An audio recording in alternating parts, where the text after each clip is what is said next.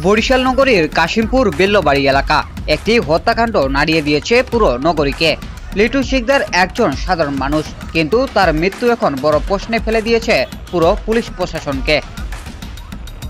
দর্শক, হত্যাকাণ্ডের দিন ঘটনাস্থলে ছিলেন এয়ারপোর্ট থানার এসআই শহীদুল ইসলাম, কিন্তু প্রত্যক্ষদর্শীদের দাবি তিনি লিটুকে একা রেখে চলে যান। ভাই, আপনি যাচ্ছেন কোথায়? আপনি এখানে একটা পরিস্থিতি সৃষ্টি যাচ্ছেন কোথায়? আপনি বাঁচালে আপনি তো এখন দায়িত্বপ্রাপ্ত না। ভাই, আপনি দায়িত্বপ্রাপ্ত না। ওকে অ্যারেস্ট করেন, ওকে অ্যারেস্ট করে নিলে ওর একটাই হবে, আপনি অ্যারেস্ট করে নিন। এরপরেই ঘটে ভয়াবহ হত্যাকাণ্ড।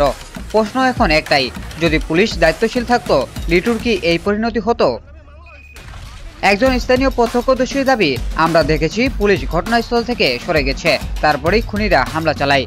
লিটুর বড় ভাইয়ের চোখে এখন শুধু ক্ষোভ ও বেদনা। তিনি বলেছেন, আমার ভাইকে সবার সামনে হত্যা করা হলো, অথচ পুলিশ ছিল পাশেই, কিন্তু কিছুই করলো না।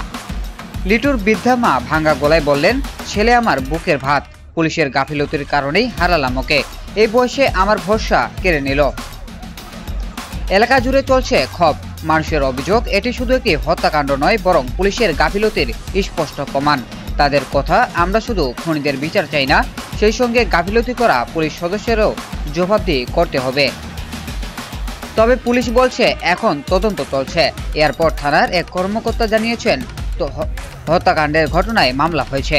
এসআই শহীদুল ইসলামের ভূমিকা নিয়েও তদন্ত চলছে। কেউ যদি অবহেলার প্রমাণে ধরা পড়ে তার বিরুদ্ধে ব্যবস্থা নেওয়া হবে বলেও জানিয়েছেন তিনি। তবে জনমনে প্রশ্ন থেকেই যাচ্ছে, লিটু শিকদারের খুনিদের মতোই পুলিশের গাফিলতিও কি কখনো বিচারের আওতায় আসবে, নাকি এই হত্যাকাণ্ড শেষ পর্যন্ত চাপা পড়ে যাবে অন্ধকারের আড়ালে? Shamim Reza, DDB news 24, desk report.